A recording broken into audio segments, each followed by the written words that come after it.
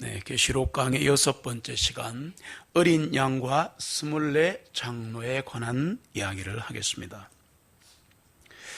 창세전에 죽임당하신 어린 양, 주 예수 그리스도를 경배하는 시간 되시기를 소원합니다. 계시록 4장과 5장은 요한 계시록 나머지 전체에 대한 서두가 됩니다. 그래서 4장과 5장을 읽어보시면 끝날 때까지의 내용을 미리 보여주는 겁니다. 그리고 오늘 5장인데 5장은 4장에서 사도 요한이 본 놀라운 광경의 연속 장면입니다. 그래서 이 5장은 초점이 어딨냐 하면 주 예수 그리스도에게 맞추어져 있는데, 우리가 성부, 성자, 성령, 삼위일체 이렇게 말하잖아요. 그래서 성부, 성자, 성령 중에 예수 그리스도 성자에게 초점이 맞춰진 책이 바로 계시록 5장입니다. 요한은 오늘 말씀에서 보시면 하늘에서 5가지 장면을 목격합니다. 그게 무슨 말인가 하나씩 펼쳐보겠습니다. 첫째는 하나님의 오른손에 있는 책을 봤는데 두루마리로 되어 있었습니다. 이 책은 안팎으로 글이 적혀 있었어요. 그리고 7도장이 찍혀 있었습니다.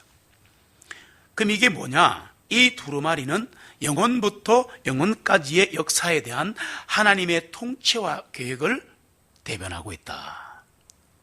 그래서 그분의 오른손에 들려있다는 것은, 오른손은 언제나 권위와 권세와 존엄과 영광을 보여주는 상징적인 그 내용이 들어있습니다. 이 두루마리가 그분의 오른손에 들려있다는 것은 우주의 질서와 운행, 그리고 그 계획과 성취는 정확하게 창조주이신 하나님의 권능에 속해 있다. 이걸 말해주는 겁니다. 공중에 날아다니는 참새 한 마리까지도 하나님의 손안에 있습니다. 믿으십니까? 하물며 우리는 말할 것도 없습니다. 아담과 이브를 속여서 이 세상의 왕이 된 후에 지금까지, 오늘 이 순간까지도 세상을 괴롭히고 있는 사단까지도 하나님의 통제권 안에 있습니다. 이걸 보여주는 게 오른손에 들고 있는 두루마리입니다. 모세의 지팡이가 뱀이 되었다가 모세가 잡자 다시 모세의 손에 지팡이로 잡혀 있죠. 이게 영적인 의미가 있습니다. 우주 역사와 인류 역사, 그리고 한 개인의 출생에서 영원까지 그 모두가 하나님의 통제권 안에 속해 있다는 것을 오른손의 두루마리가 보여주고 있다. 엄청난 내용입니다. 예레미야 10장 23절입니다. 같이 읽습니다. 오 주님, 사람의 길이 그 사람 자신에게 있지 아니함을 내가 아나이다. 그의 걸음을 인도하심이 걷는 사람 안에 있지 아니하니이다. 아멘. 누구한테 있겠습니까? 하나님께 있는 거죠. 역사는 우연의 연속이 아닙니다. 하나님은 역사를 계획하시고 만사의 목적을 두고 계신다. 미래의 모든 사건들과 장래 세상사는 하나님이 계획하시고 작정하신다. 하나님의 계획은 바뀌지 않는다. 하나님의 목적은 수정을 요하지 않는다. 그 말을 하고 싶은 겁니다. 계시록에서. 이사야 46장 9절로 10절 같이 읽습니다. 너희는 옛날 일들 곧 이전 일들을 기억하라.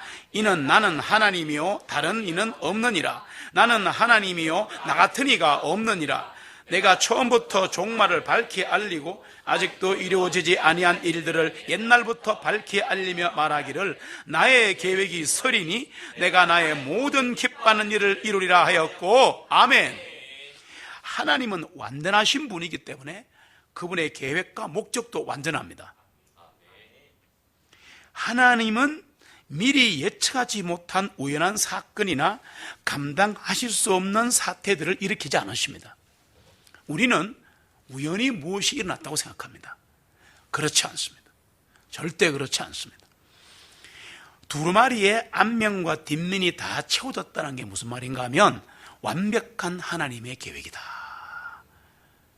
전 우주 역사와 민족과 그리고 모든 기업과 우리 한 사람 한 사람의 출생에서 죽을 때까지 그 모든 것도 다 하나님의 책에 기록되어 있다, 그 얘기입니다. 그런데 왜 두루마리가 봉인되어 있을까? 왜 펼치지 않고 있을까? 그게 무슨 말인가 하면요, 하나님의 계획은 작정되고 감추어진 것이기 때문입니다. 사람이 다 알 수가 없어요. 하나님이 우리에게 계시해 주지 않으시면 아무도 두루마리 내용을 알 수가 없다, 그런 것을 보여주려고 봉인해놨다, 그렇게 말합니다. 그러면 왜 7인으로 봉인되어 있는가? 7은 완전 숫자요, 충만 숫자입니다. 그리고 럭키 7입니다. 성경적인 내용입니다. 7교회와 7영, 오늘 말씀해 보시면 다 나옵니다. 똑같은 의미입니다. 완전하다, 충만하다는 뜻입니다. 그리고 두 번째로 사도 요한이 본 것은 한 힘센 천사였습니다. 이 천사가 외쳤습니다. 누가 이 책을 펴며 그 봉인들을 떼기에 합당하냐 하고 우주에서 막 소리를 지릅니다. 이 굉장히 중요한 질문인데, 만일 이 책의 인봉을 떼고 두루마리를 열 사람이 없으면 아무도 하나님의 계획을 알 수가 없다는 겁니다. 그렇게 되면 미래의 사건이 어떻게 진행되고 성취되는지에 대해서 우리로서는 완전히 무지할 수밖에 없다. 세 번째로 사도 요한이 본 것은 침묵이었습니다. 오른손에 두루마리를 보고, 그런데 한 힘센 천사가 이것을 누가 때려 하고 소리 지르니까 갑자기 전 우주가 조용해졌다는 겁니다. 이 힘센 천사의 음성이 우주에 퍼지는데 응답하는 자가 없었다는 얘기입니다. 이게 다 상징이 있습니다. 뜻이 있고. 이건 뭐냐? 모든 만들어진 피조 세계는 하나님의 역사를 지배하거나 간섭할 수 없다, 그런 무능함을 역설하는 침묵입니다. 대답을 할 수 없다는 거죠. 욥에게도 그런 말을 했습니다. 욥이 뭐라고 변명을 하니까 허리띠를 똑바로 매고 장구처럼 대답해라. 네가 내가 새벽별을 짓고 내가 이 우주를 지을 때 네가 어디 있었느냐, 막 이런 묻지 않습니까? 여러분, 그럴 때가 있습니다. 성경 너무나 똑같아요. 한 민족에게도 말할 때가 있고, 한 교회에 말할 때가 있고, 가정과 직장에 말할 때가 있고, 개인에게 말할 때가 있습니다. 허리를 고쳐 세우고 내가 일할 때 너는 어디 있었느냐, 이렇게 물을 때가 있습니다. 아주 준엄한 질문이면서 하나님과 피조물의 관계를 보여주는 겁니다. 하늘의 천사들도, 어둠의 왕자인 사탄도, 지상의 영웅들도 전혀 대답을 못했다는 뜻입니다. 이게. 그래서 피조물은 결코 창조주의 다스림 앞에서 어쩌지 못한다, 이런 걸 보여주는 겁니다. 사도 요한은 많이 울 수밖에 없었습니다. 사도 요한이 많이 울었다는 게 무슨 의미인가 하면, 이게 사도 요한이 울었다는 게 무슨 말인지 아세요? 사도 요한은 지금 계시록에서 성도들을 대신하고 있습니다. 그래서 내용이 뭐냐?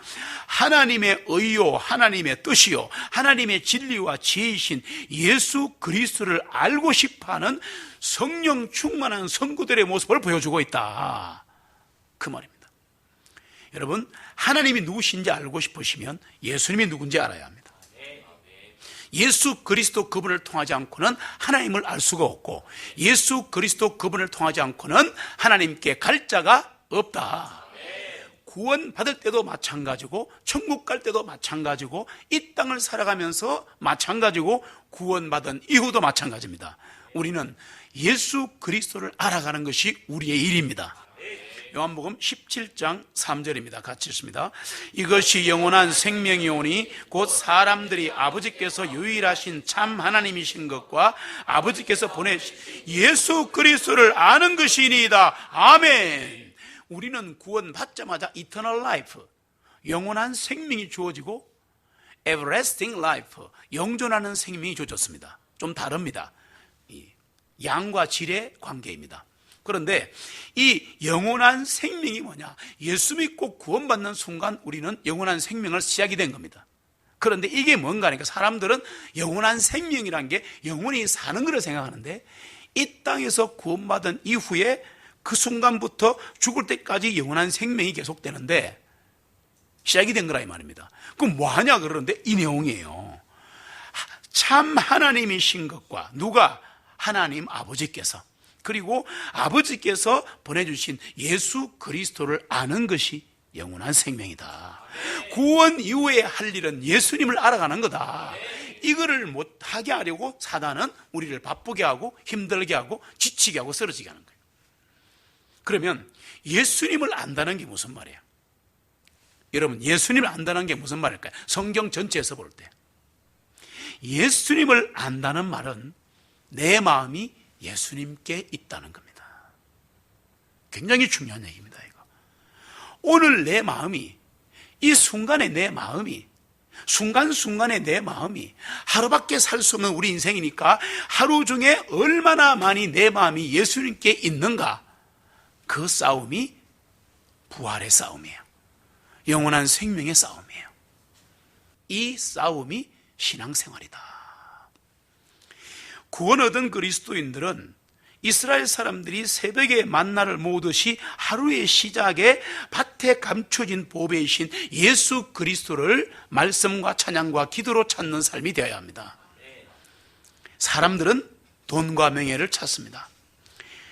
청년들은 야망과 쾌락을 찾습니다. 여자들은 사치와 헌영을 찾습니다.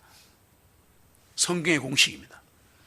불나비처럼 날아다니는 세상에서 비둘기의 두 눈이 하나의 사물에만 고정하듯이 예수 그리스도만을 바라보는 성도들이 되시기를 소원합니다. 마음을 다해 주님을 찾고 또 찾는 자가 주님을 찾고 또 주님을 만날 수 있다고 성경이 증거합니다. 잠언 8장 17절 같이 읽습니다. 나를 사랑하는 자들을 내가 사랑하리니 일찍부터 나를 찾는 사람은 나를 만나리라. 아멘. 이 1절의 말이 early입니다. early.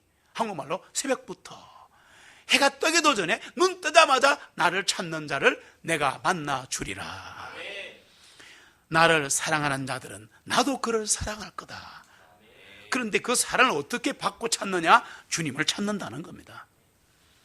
사슴이, 목마른 사슴이 문을 찾아 헤매듯이 주님을 찾는 사람만이 하나님을, 예수님을 만날 수 있다. 만나면 그분을 알아갈 수 있다. 사도 요한이 본 넷째 장면에 보니까 장로 한 사람이 나타났습니다. 장로는 정확한 영어 표현이 elders, 연장자란 뜻입니다. 나이가 많고 인생 경험이 많고 신앙 경험이 많아서 성도들의 상담도 해주고 본이 되는 사람을 성경에서는 장로라 이렇게 말을 합니다.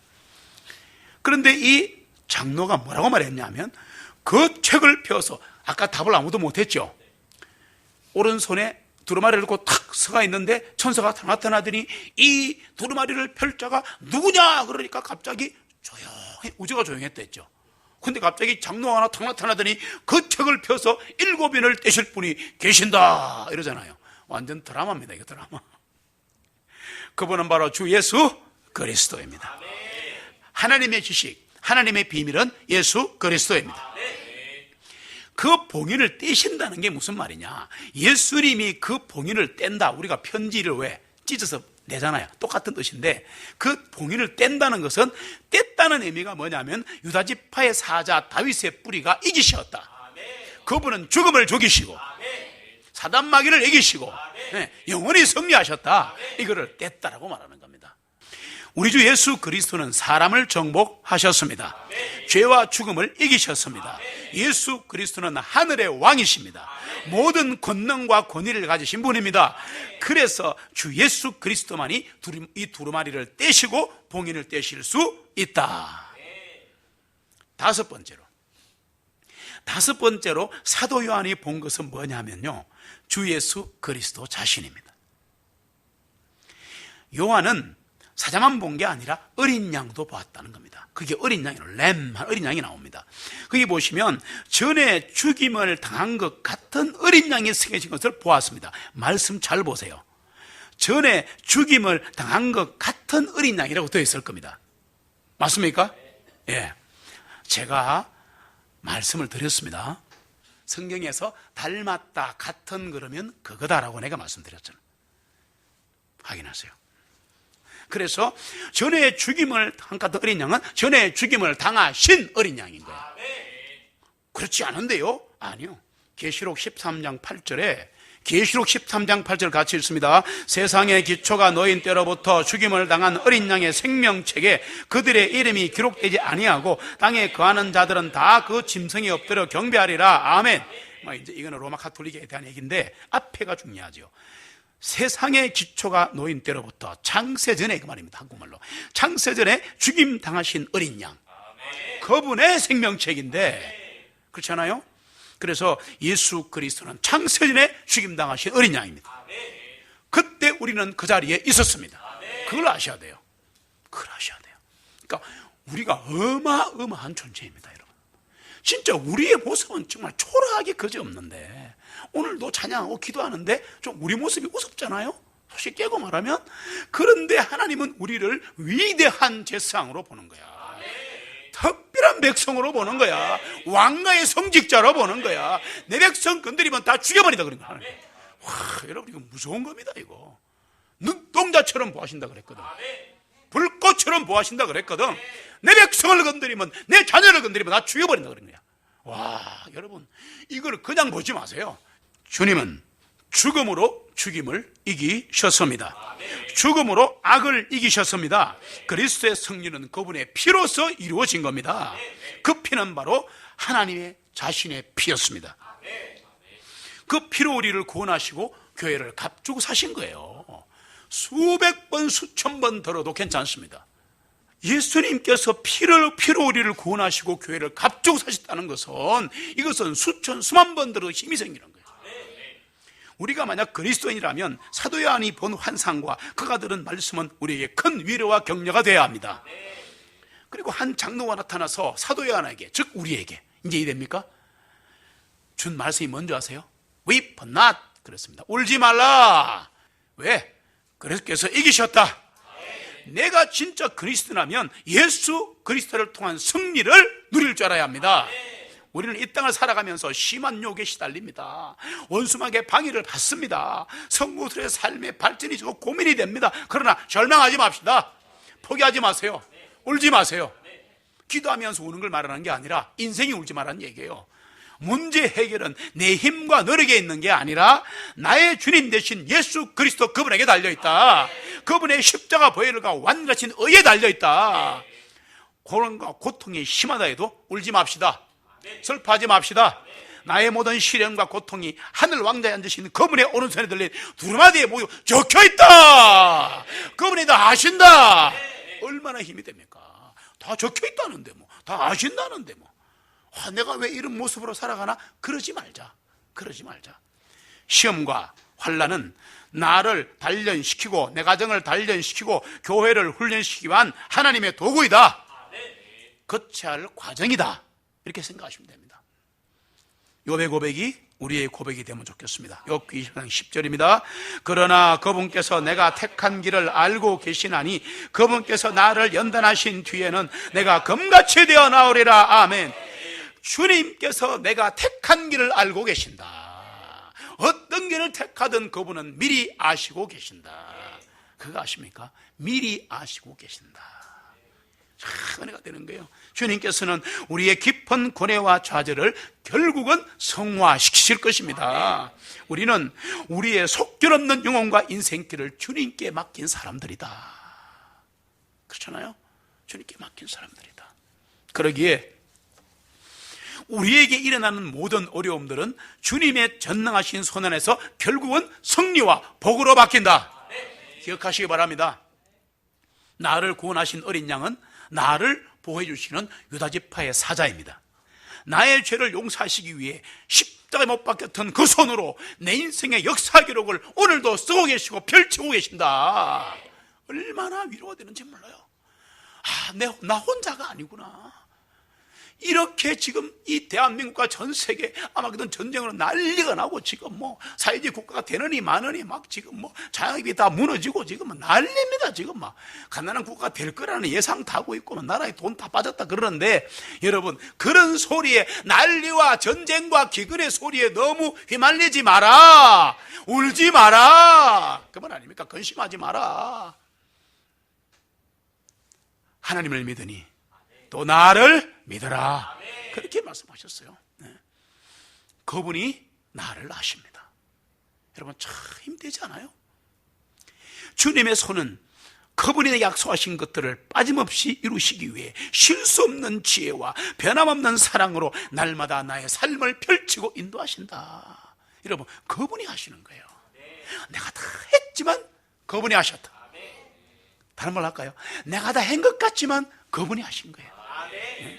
이단과 분열과 해석주의에 빠진 교회들을 보고 우리 이제 힘들어하지 맙시다.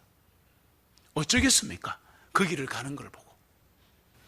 이 슬픈 교회의 현실에 대해 연민은 느끼는 건 좋은데 절망하지 말자. 절망하지 말자. 때가 되면 교회를 대적하는 이 세상과 흑암의 세력들이 얼마나 무력하게 무너지는지를 보게 될 날이 올 것이다. 주님께서 자신의 교회에 대해 하신 말씀을 꼭 기억해야 합니다. 마태복음 16장 18절입니다. 같이 읽습니다. 이 반석 위에 내가 내 교회를 세우리 지옥의 문들이 그것을 이기지 못하리라. 아멘. 우리는 예수님의 핏값으로 사신 하나님의 백성입니다. 그분의 자녀들입니다. 계시록 5장 8절로 10절을 보시면 8절부터 14절까지가 엄청난 찬양과 경배입니다. 그래서 이거는 읽는 게 은혜가 돼요. 8절, 9절, 10절까지 우리 한 목소리를 읽겠습니다. 그분께서 책을 취하시니 네 짐승과 24 장로들이 각자 하퍼들과 향들이 가득한 금대접들을 가지고 어린 양 앞에 엎드리니 이 대접들은 성도들의 기도들이라. 그들이 새 노래를 부르며 말씀드리기를 주님께서는 그 책을 취하시고 그 봉인들을 여시기에 합당하시오니 이는 주님께서 죽임을 당하시어 주님의 피로 각 족속과 언어와 백성과 민족 중에서 우리를 구속하시어 하나님께 드리시고 우리를 우리 하나님께 왕들과 제사장들로 삼으셨기 때문이니 우리가 땅에서 다스릴 것이로다 하니라. 아멘. 하프들로 찬양을 하고, 우리 찬양을 하고요. 그 다음에 향들이 가득한 금대접을 가지고 어린 양 앞에 엎드렸는데 대접들은 성도들의 기도들이라. 그래서 우리가 이 성도들의 기도가 바로 여기서 나온 거예요. 우리가 기도하면 천사들이 이것을 가져가서 금대접에 담아서 하나님 앞에 펼쳐놓으면 하나님이 험양하시더라. 진짜 멋지지 않아요? 기도를 추상적으로 하지 마시고 어영부영 하지 마시고 시간 때우지 마시고 옆 사람 신경 쓰지 마시고 이거 갖고 지금 천사가 올라간다. 와, 주님 앞에 가면 주님이 험양하시는 거예요. 멋있지 않습니까? 네. 그리고 여기 보시면 9절에 새 노래를 부른다고 나오잖아요. 그래서 이게 뭐 새 노래를 찾고 간다고 하는데 그게 아니에요. 이 새 노래라는 부분을 성경을 쫙 연구를 해보면 거의 다 보혈 찬양입니다.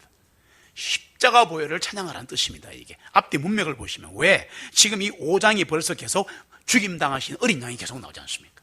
네. 그래서 언제나 새 노래는 새로운 노래가 작곡된 게 아니라 어떤 노래든 간에 좋은데 주님의 보혈을 찬양하는 노래다. 그래서 찬송가 184장에 보시면 나의 죄를 씻기는 예수의 피밖에 없네.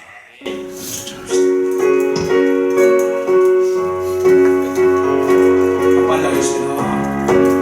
나의 죄를 씻기는 예수의 피밖에 없네. 다시 성케 하기도 예수의 피밖에 없네. 예수의 흘린 피 날 이해하오니 귀하고 귀하다.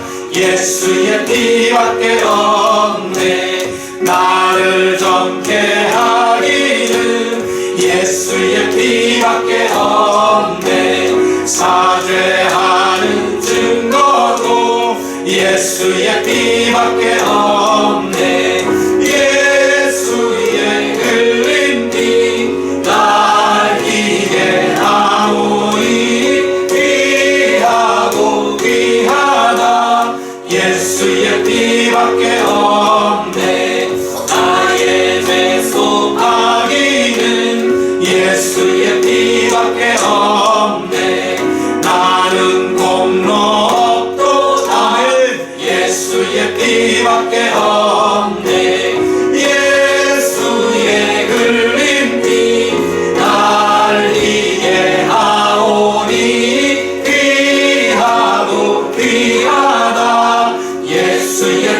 피밖에 없네. 평안함과 소망은 예수의 피밖에 없네. 나의 의는 이것뿐은 예수의 피밖에 없네. 예수의 흘린 피 날 이게 하오니 귀하고 귀하다. 예수의 피밖에 없네. 영원토록 내 할 말 예수의 피밖에 없네. 나의 찬미 제목은 예수의 피밖에 없네. 예수의 흘린 피 날 위해 나오니 귀하고 귀하다. 예수의 피밖에 없네. 할렐루야. 주님의 피만이 우리를 구원하셨고 지금도 그 피의 공로 의지하여 고백하면 그냥 용서요. 그냥 눈처럼 희게 하시는 거예요. 그런데 진심으로 하셔야 합니다. 진심으로 하실 때 소리 지르고 안 해도요, 정말 진심으로 하시면 그 순간 그냥 바위돌을 바다에 던지듯이 동이 서에서 멀듯이 절대 못 만나듯이 우리의 죄를 없이 하십니다. 예수의 피밖에 없습니다. 이 요한계시록 5장 8절로 14절은 세 편의 찬양입니다. 딱 끊어져 있어요. 이 찬양이 천상에 울려 퍼지는 겁니다. 와, 정말 뭐 설명을 할 수 없을 만큼, 그때 가면 우리도 알겠죠. 하늘에 가서 같이 찬양할 거니까. 이것은 내 짐승과 교회를 상징하는 24 장로들, 장로가 24명이란 것은 교회를 상징하는 겁니다. 그리고 이 장로들이 찬양하고 수도 셀 수 없이 많은 천사들이 찬양하고 천하 만물 안에 있는 모든 것들이 아멘과 경배를 드리는 겁니다. 여러분, 엄청날 겁니다. 엄청난 장면이 연출된 겁니다. 저희는 미리 본 거죠. 이 찬송과 경배는 하나님과 우리 사이의 유일한 중보자이신 예수 그리스도, 우리의 구속자이신 주 예수님, 우리에게 영원하고 귀한 신분을 주신 주님과 하나님이신 주 예수님께 드리는 찬양입니다. 놀라운 찬양과 경배로 계시록 5장이 끝이 납니다. 계시록 5장 11절로 12절 같이 읽습니다.